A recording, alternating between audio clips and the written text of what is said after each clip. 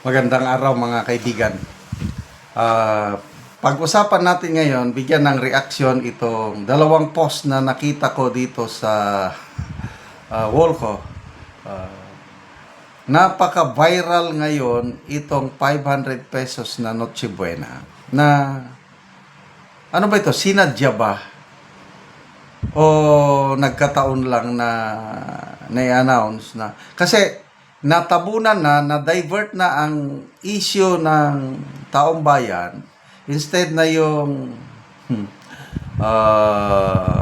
nito, yung flood control anomaly, instead na yung mga pasabog ni Senator Amy Saldico laban sa administrasyon ng pag-usapan, ito ng 500 pesos per family Noche Buena ang pinag-usapan. Ang galing eh. I don't know kung sinadya ba ito na mag-create ng issue para yan ang pag-usapan para hindi na pag-usapan yung mga aligasyon sa Pangulo. Ano sa tingin nyo? Sinadya o coincidence lang na lumabas ang issue? O ito, nakakatawa. Resibo. Meron talagang merong kaya 500 pesos Noche Buena. Yan ang resibo, itemize. Kailangan lumang resibo. Post ito ng isang retired AFP general.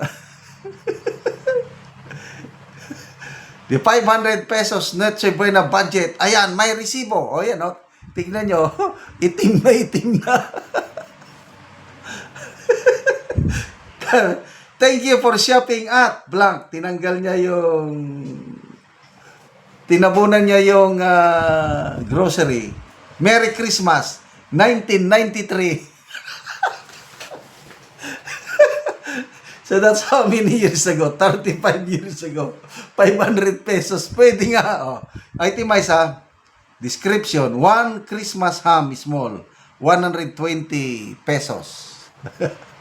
1 queso de bola small. 85 pesos. 1 spaghetti pasta 1 kilogram. 1650. 1 spaghetti sauce 1 kilogram. 14 pesos. 1 hotdog 500 grams small. 24 pesos. 1 cheese 165 grams, 1650. 1 loaf bread, 18 pesos. Extra Noche Buena items, 1 fruit cocktail small, 9 pesos. 1 all-purpose cream, 1650. 1 condensed milk small, 975. 1 gelatin powder, 5 pesos. 1 graham cracker small, 4 pesos. Total 500. Cash, 500. Change, 0. Thank you for shopping at blank. Merry Christmas, 1993. Galing. 35 years ago. Basa tayo sa mga comments. Sabi.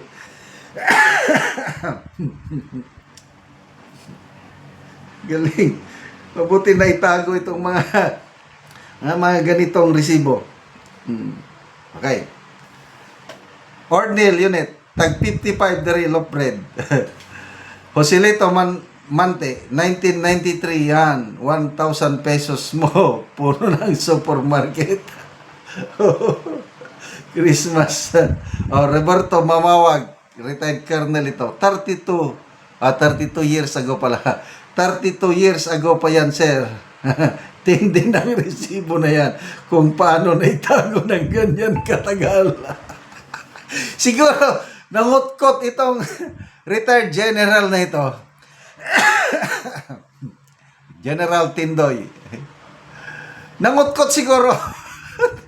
Naghanap at yan pinakitang resibo para ipamukha sa administrasyong ito na wala sila sa realidad. Galing, sir. Naitago mo pa 1993 pa. Yung all-purpose cream, 19 pesos. Noon, as of now, more than 200 pesos na. It's showtime. Grabe, oy. Ano ba? May isa pa. Isa pang post na nabasa ko dito kanina. Ito. Eham Yanyesa Jr. Nag-communicate siya mismo sa DTI. Oh. Nag-text siya sa siguro cellphone number ng DTI. Pwede makausap si Miss Cristina Roque? And sure ba kayo na 500 pesos sa 4 na tao para sa Noche Buena? Sumagot ang DTI. Hello sir, good morning. This is based on our study and survey. And yes sir, we are certain that the amount of 500 pesos is sufficient for a family of 4.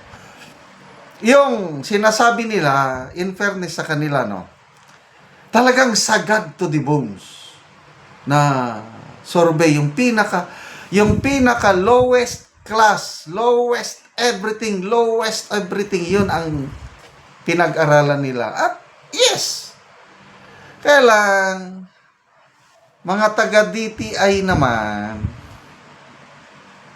once a year lang ang Noche Buena. Bahala kung ako bahalang maghirap ako buong taon. Pagdating sa Noche Buena, pinaka-the best. Kung kailangan mangutang ako, mangutang. Ayoko yung mumurahin. Kasi itong study nila, yung pinakamura. Yung pasta, yung spaghetti. Kung minsan, pag ayoko niyan. Kailang may mga pasta na, depende sa brand kasi. Wow, ganaan ko ito. Kasi paborito ko, yung spaghetti, hindi yan, matamis eh. Ang paborito ko is carbonara. Depende sa texture ng pasta. Kaya, kailangan naman yung higher quality, hindi yung Huwag nyo namang insultuhin ang bakit nagre-react ang halos lahat? Sige. Ito na nga si mga kongresista, Congressman Terry Ridon, pro-admin yan. Nag-react siya na, saang planeta mo maipagkasya ang 500 pesos Noche Buena? Yun ang tanong niya. Mas matindi ti Congressman Eli San Juan, sa San Fernando. Nagalit na siya na hinahamon kita, Secretary Roque. Sabay tayo. Punta tayo mag-grocery. Ipakita mo sa akin na pwede. Bakit hindi kagatin yung wala kasi. Nag-survey sila doon sa mumurahin. Ang tingin nila sa mamamayang Pilipino, mga pobre kayo, pwede na yan sa inyo, magtiis kayo. Ganon.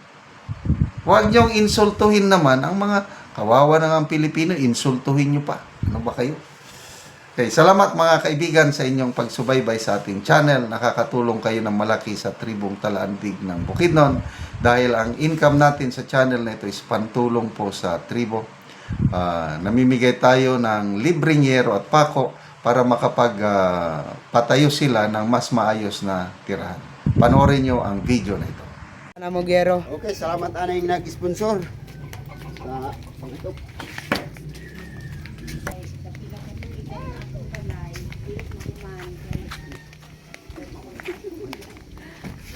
Okay, nakabot na dito.